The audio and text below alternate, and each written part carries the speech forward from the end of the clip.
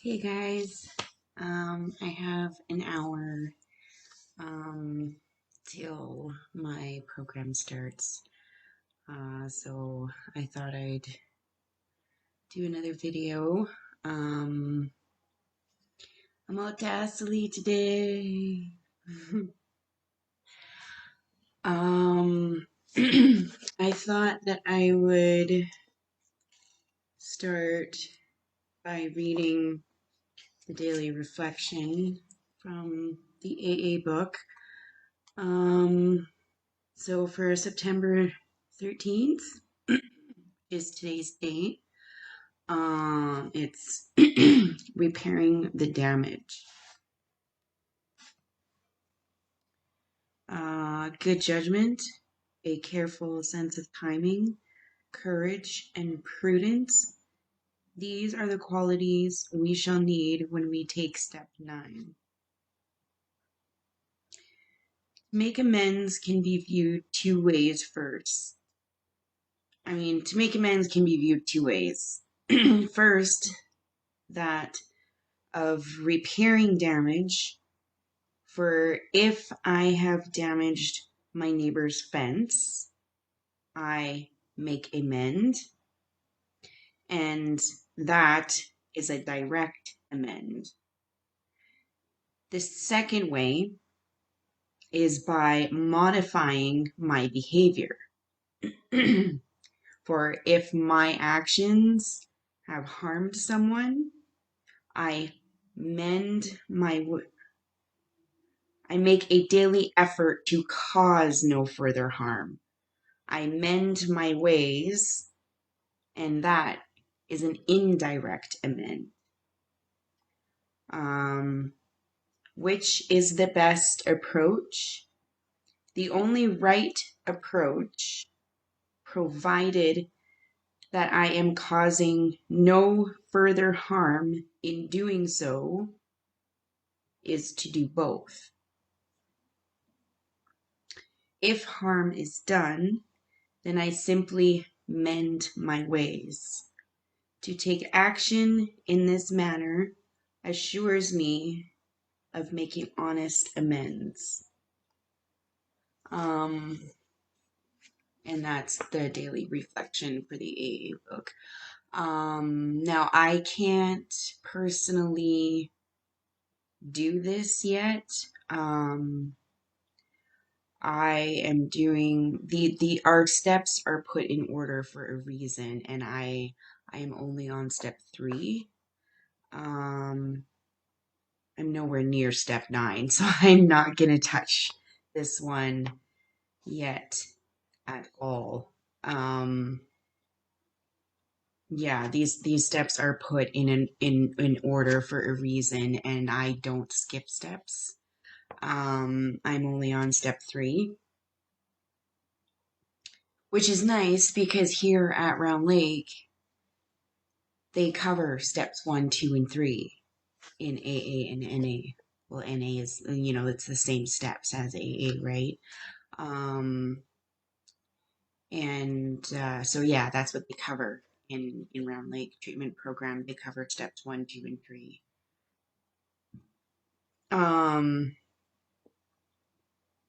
I'm already going through step 1 again, simply because the first time I didn't write it down. I video journaled my step work, and just went through it with my sponsor. I didn't write it down.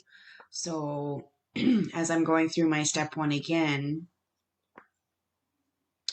I'm writing it all out.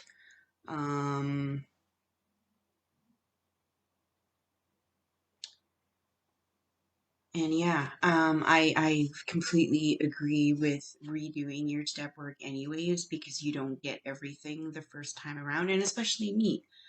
Like I don't get everything down the first time around. And that's also why I am considering doing another intake here.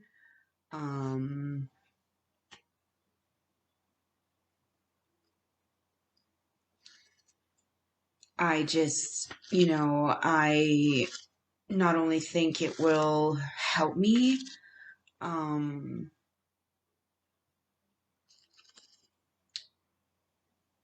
it will just ensure that I get everything down and out of this program that I want to and need to, when I leave here and start back living a normal life away from treatment. Um, but I still want to be able to take the teachings and knowledge and wisdom that treatment has given me and apply that to my everyday daily life. Um,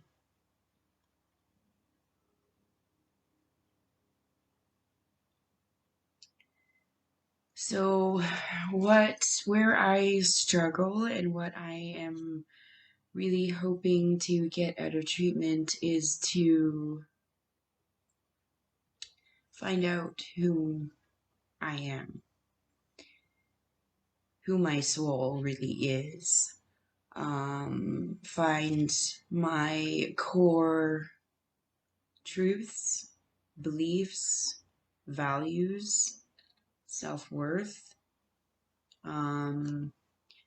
so that I know who I am, I know what I want, and I know what I stand for, so that when I leave this program and I go out into different kinds of environment and I start conversing with different kinds of people, that I am very, very strong in my core beliefs and values, that I maintain healthy boundaries and I keep those.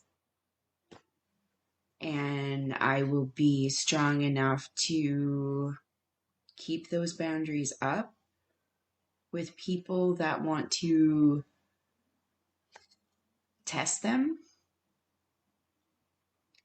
And I know that God is testing me. God tests me in different ways a lot. um, so my ear is ringing right now. It just started ringing. Um, I want and need to be able to pass those tests. Um, and I never really have before. I slip. Um, I always kind of adapt and change to the environment and the people that I'm around. I become the people that I associate with. Um, I adapt to my environment. So I adapt to what's most comfortable for the environment that's around me instead of maintaining who and what I am in my environment. And instead of maintaining that and possibly making other people uncomfortable because I'm different, I change myself, my beliefs, my values, my self-worth to fit what's comfortable for them. And I become comfortable for them and uncomfortable in myself. I need to learn how to not do that. And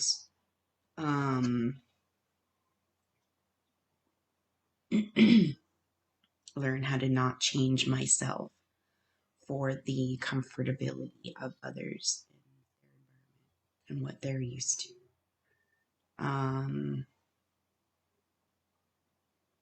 That's one of my flaws. That's one of my character defects that I need to work on.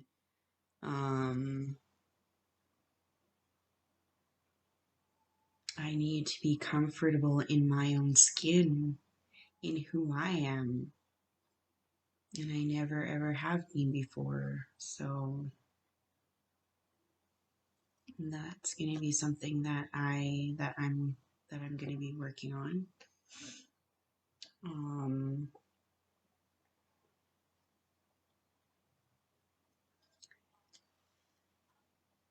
and yeah, that's what I struggle with in addiction, because I'll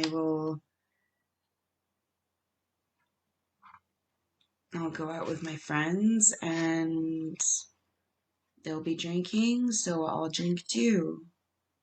If my friends are drugging, I'll drug too, even though I know it's wrong, even though I shouldn't do it. I adapt to the environment that I'm in.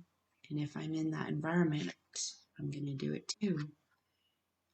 I have always been weak that way. It's not like they're pressuring me to do it. It's not peer pressure. It's just me trying to constantly people please and make other people comfortable. So I adapt myself to them to make the situation, the environment, to make them comfortable. It's ridiculous, I know, but it's what I've always done. I've always done that. I've always tried to keep the peace, make things comfortable. I don't know. I don't know why. I just, when I'm around a different environment where people are not drinking, not using, they have goals, they have a set routine, blah, blah, blah. I adapt to that as well. And I thrive in that environment. I stay clean, I stay sober, I have goals. So it is about changing people, places, and things for me. But it's also very, very hard because I do have a lot of friends and family that I love unconditionally and care for so much and have a blast with, but they don't have the same, goals and lifestyle that I want to have. So I do sometimes find myself venturing off. But I think what I need to take from that is it's okay to do that once in a while, but to recognize when I need to step away and get back to grounding myself and get back to me and my work. Um,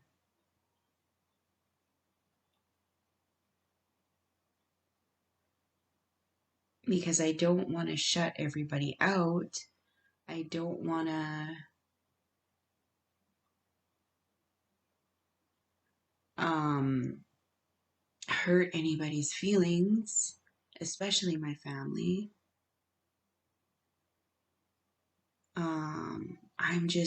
I'm on a different wavelength. And,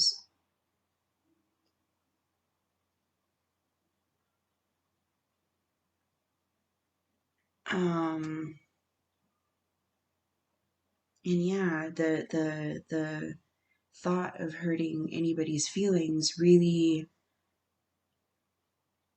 uh, upsets me. I worry about that because I care. Um, but I need to learn to start caring about myself more and less about everybody else. And so that's another thing that I need to focus on in treatment. Um,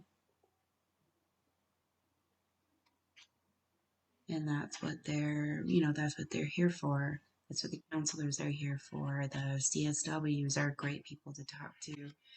It is such an amazing amazing group of workers here. Um, we were so blessed today with the teachings from Bernie about the medicine wheel and all the different aspects of it. Um, there's so much to the medicine wheel, and there's so much that connects us to it and connects us to the world around us. Everything is connected, and we can literally see how everything is so connected through the medicine wheel. It the medicine wheel is such a great and awesome tool. And I always, knew it was in the background.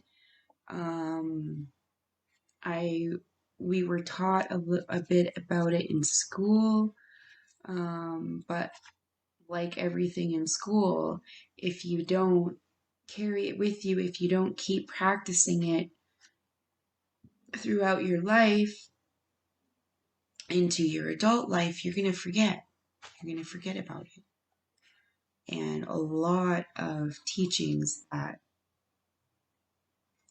I had in high school, I didn't carry into my adult life. I chose to forget everything that I was taught, which is also a good thing because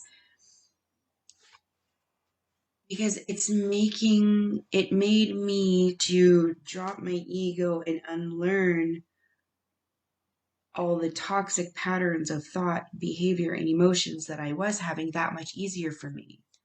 It wasn't that hard for me to let go of everything that I was taught before. That was quite easy for me to do because of my past choices of wanting to forget everything, and so by me choosing to do that a long time ago, it just made it easier for me to unlearn toxic patterns of behavior and start focusing on learning positive ones for my recovery. But I do know that that's not the case for everybody. A lot of people have carried their teachings from their parents, their teachers, their doctors, their partners, their grandparents, everything. And they carry that into their adult life. And they not only have remembered it, but they live by it. And so if it hasn't served them in a healthy and positive way, and they realize that they have to unlearn that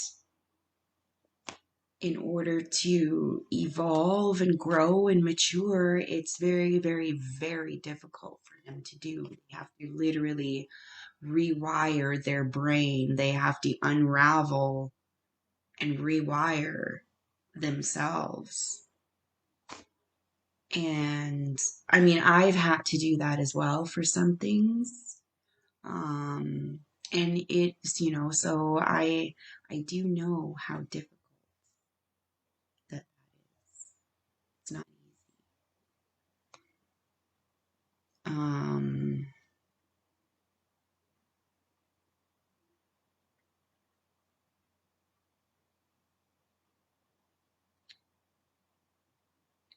I got lost in addiction because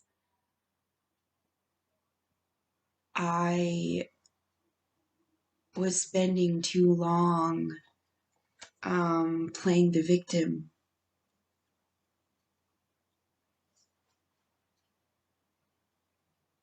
I was spending too long blaming everyone else for my behavior and blaming everyone else for what had happened to me. and blaming everyone else for why I was the way that I was. And, yes, it's true that a lot of bad things happened to me, but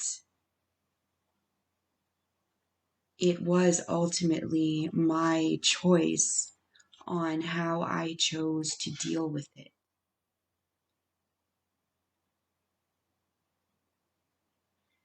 And instead of dealing with it, I chose to give up and I chose to run and hide because I couldn't face the consequences of my actions. I couldn't face the consequences of the mistakes that I had made. I couldn't face myself.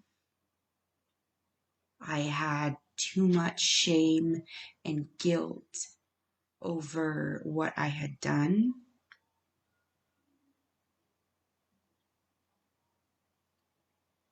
And, the pain would get so terrible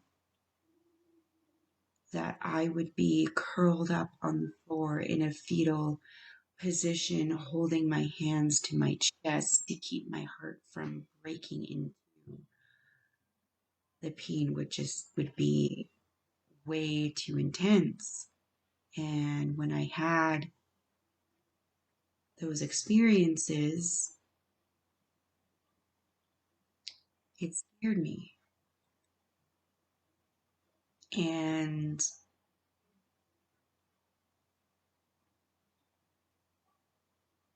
when I used, the drugs took those emotions away. Um, I felt powerful. I felt like nothing mattered. Nothing could touch me. I was invincible. When really I just didn't care about anything or anyone. I became very, very, very self-centered and very lost.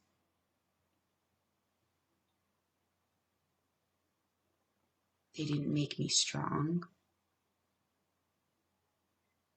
It may have felt like that, but it was a false image that I was carrying. I wasn't strong at all. I was the opposite of strong. I'm strong now, and I'm getting stronger. I guess that's why I keep seeing the bear. My ancestors and spirit guides keep showing me the bear. And I just found out today in the medicine wheel that the bear stands for strength.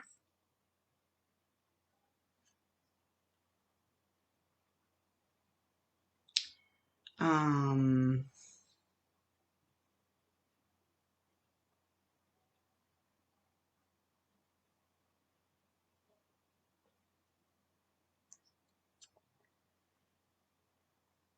yeah, so today we're learning a lot about the medicine wheel, and I will go more into that in another video later.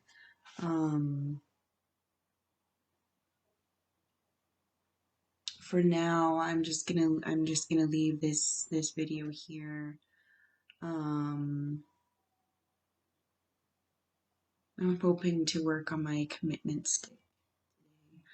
Um, so our commitment sticks are the people here at Round Lake wanted to come up with something that would help us visualize to keep 6 feet apart and commit to, COVID protocols and whatnot. So they came up with the idea for commitment sticks, and they're literally these poles that are 6 feet, these wooden poles that are 6 feet, and they give them to us in the program. And we commit not only to COVID protocols, but we commit to our sobriety. So we made a commitment and we made promises to ourselves and to our higher power to stay sober. And so we were given these commitment sticks and we get to decorate them as you know, as we see fit. Um, it's actually quite a beautiful idea, because we get to take these sticks home with us and it will be a reminder to us every day as we're at home, um, of what we promised to ourselves and each other to stay sober and be on this healing journey of ours. Um, and I think it was an absolute brilliant idea that they came up with. Excuse me. I'm actually having a lot of fun with it. I will show you guys my commitment stick when I'm done. I'm not going to show it to you as it's a work in progress right now. I cannot wait till quarantine is over because then they will open up all the arts and crafts and the games and the gym and whatnot, and we won't have to wear our stupid masks anymore that we have to wear 24/7. We'll be able to hug each other if we want to hug each other. We won't have to stay 6 feet apart, even though I don't really mind that part. I like to isolate myself, especially these days, um, just due to me wanting to do a lot of self reflecting and a lot of work that I want to do on myself requires me to be by myself. Um, but I'm also a very sociable people person, so I still have been trying to come out of my comfort zone and connect with my brothers and sisters that are in the program with me. Um, I'm really missing my NA family. Um,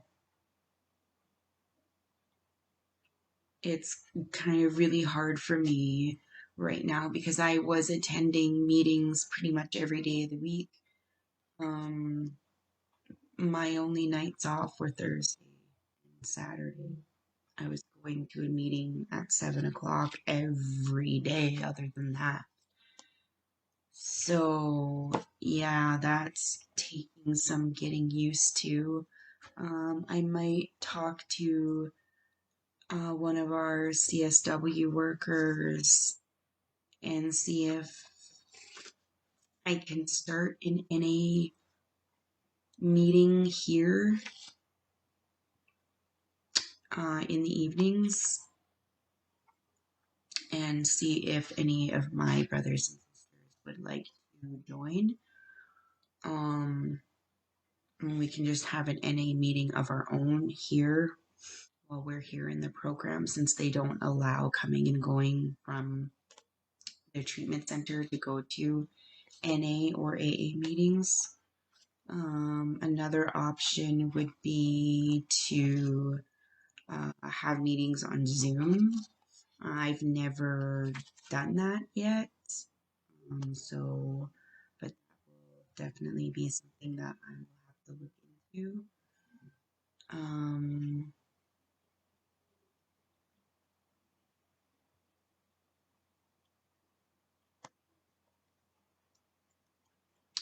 my goals for once I am out of treatment. I want to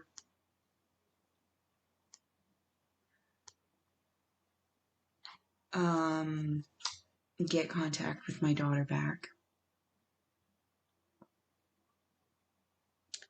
I want to go back to school. I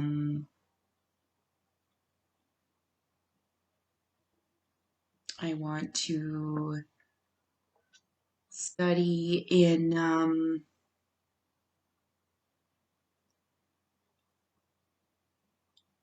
psychology, philosophy, social work, medical administrative, learning how to run a facility like this one, because it is my dream to open a facility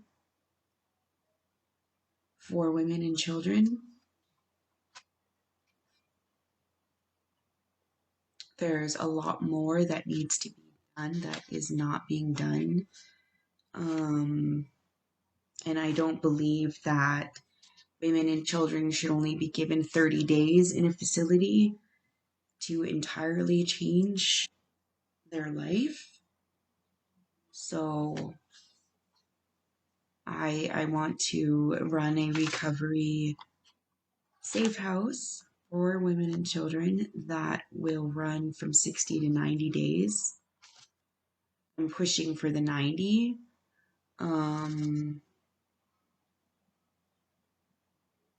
But I know that, that is a long time for some people. So I think I will start it at 60 and leave it at 90 days for optional. If they want to stay longer, they can. Kind of like what they do here. You are in the program for 7 weeks. And then you do have the option of staying in their recovery lodge for up to 6 months if you want. So yeah, I think that is a really good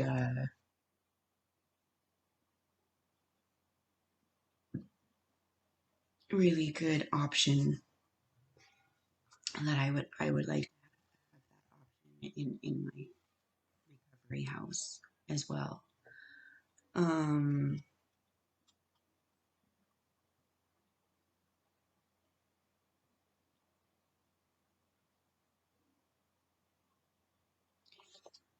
I just want to help. I want to help people. I want to share my story, and in sharing my story, I also need to share my mistakes and where I fucked up. Because there are and have been women who have made the exact same mistakes that I have made. And there will be women out there who are going to still make the same mistakes. And I want to be an inspiration to those women that, sure, you may have made that mistake. You may have screwed up, but you are not your mistakes. As long as you choose to learn from those mistakes, overcome those mistakes, to accept them for what they are, learn from them, and keep moving on up, then you are not those mistakes at all. That's not you. That's not who you are. Those mistakes then become lessons learned, and you are not those mistakes. And I want to be a source of hope and inspiration for people who go down the wrong road and think that there's no way back. There is. You can fuck up your whole entire life and come back